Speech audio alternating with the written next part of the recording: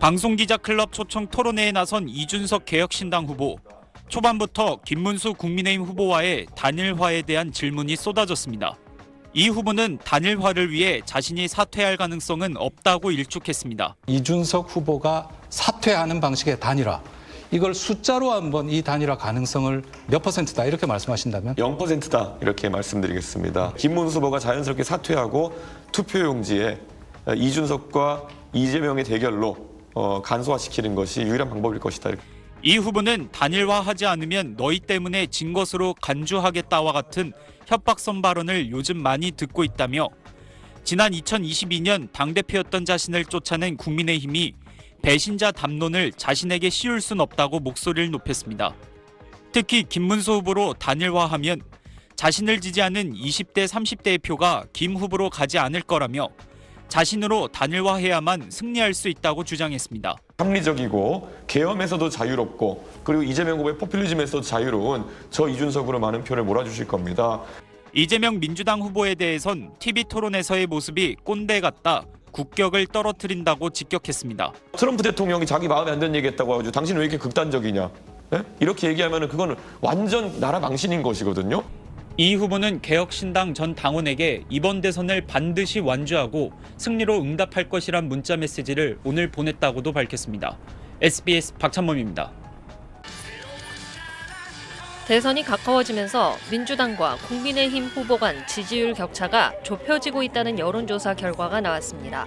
한국사회여론연구소가 CBS 노컷뉴스 의뢰로 지난 23일과 24일 전국 만 18세 이상 1,001명을 대상으로 진행한 여론조사에서 이재명 민주당 대선 후보의 지지율은 47.3%, 김문수 국민의힘 대선 후보는 39.6%로 집계됐습니다. 두 후보 간의 격차는 7.7%포인트로 전주 12.8%포인트보다 줄어든 것으로 나타났습니다. 이준석 개혁신당 후보의 지지율은 9.6%로 집계됐습니다. 대선 레이스 막판으로 접어들면서 각 진영이 결집하고 있다는 분석이 나옵니다. 단일화 여부 역시 최대 변수로 급부상하고 있습니다. 앞서 이준석 후보가 단일화는 없다며 완주 의사를 밝혔지만 여전히 정치권에서는 단일화 가능성이 제기되고 있는 상황입니다. 김문수 후보 측은 이준석 후보가 단일화 대화에 나올 경우 후보 자리만 빼고 뭐든 다 양보할 수 있다고 말했습니다. 10%를 얻어서 여러 가지 정치적인 존재감을 드러내는 것만으로 현재 보수 분열의 책임을 그까지 감수하겠느냐, 저는 그런 의미에서 약간 다르게 생각을 합니다. 그리고 이준석 후보께서도 앞으로 계속 보수 진영에서 보수 진영의 지도자로서 정치 활동을 하실 분인데, 이번 그 대통령 선거가 얼마나 중요한 정치 상황인지 또 자신의 그 정치적 미래를 위해서도 어떤 방법이 가장 현명한 길인지를 판단하실 거라고 생각합니다. 김문수 후보의 지지율이 계속 오르면서 이준석 후보에게 실기하지 말라고 압박하기도 했습니다. 또 3자 대결 구도로 선거가 치러져도 사표 방지 심리가 작용하면서 김 후보로 사실상 단일화를 이루게 될 것이라고 덧붙였습니다. 이번 여론조사는 ARS 방식으로 진행됐으며 응답률은 7.0%, 표본 오차 95%의 신뢰 수준 플러스 마이너스 3.1%포인트입니다. SBS 정경희입니다. 이 후보가 양보하는 형식이 아니라 이 후보가 단일화를 한번 주도해보는 방식은 어떤지 그런 생각은 안 해보셨는지 궁금합니다. 왜냐하면 이런 여론조사 결과를 종합해보면 김문수 후보로 단일화했을 때는 이탈표가 상당히 많이 나오지만 이준석 후보로 단일화한다면 이탈표가 최소화되면서 상당히 이제 시너지가 나는 그런 결과가 나오기도 하거든요. 그래서 이 방안에 대해서는 어떻게 생각하시는지 궁금합니다. 저 개인이 정치를 하면서 이루고 싶은 목표가 있다면 언젠가는 젊은 세대가 자유롭게 자신들의 의견을 개진하고 더 이상 정치의 기득권 문화가 사라져서 누구든지 자유롭게 정치에서 자신의 뜻을 펼칠 수 있는 그런 세상을 원하고 있습니다. 그런데 제가 국민의힘이라는 당에서 당대표까지 지내고 두 번의 선거를 승리로 이끌었음에도 불구하고 그런 공간 자체가 주어지지 않았습니다.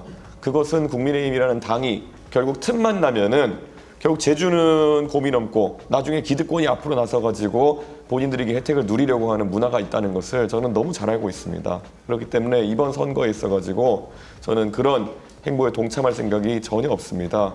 그리고 지금 지지율 추이가 일시적으로 산술합을 했을 때 저와 김문수 후보의 지지율을 합쳤더니 이재명 후보보다 높게 나온다.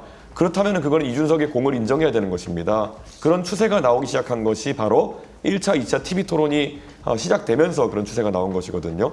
그 전까지 김문수 후보와 국민의힘이 과연 이재명 후보의 지지율을 약화시키게 해가지고 어떤 성공적인 행동을 했습니까? 한덕수, 김문수 단일화니 이러면서 추태만 보이고 결국에는 이재명 후보의 원사이드한 선거 분위기를 만들었고 그래서 이재명 후보가 급기야는 기고만장해가지고 대법원까지 겁박하는 사태가 나오지 않았습니까? 예나 지금이나 국민의힘은 이준석 없이는 정말 무능했던 겁니다. 그럼 지금 와가지고 이준석이 이재명 후보의 지지율을 어느 정도 깎아놓으니까 야 이준석 네가 희생해가지고 단일화하면 이길 수 있어 이렇게 얘기하는 거는 저는 전혀 들을 생각도 없고 이치에 맞지 않는다 생각하고요.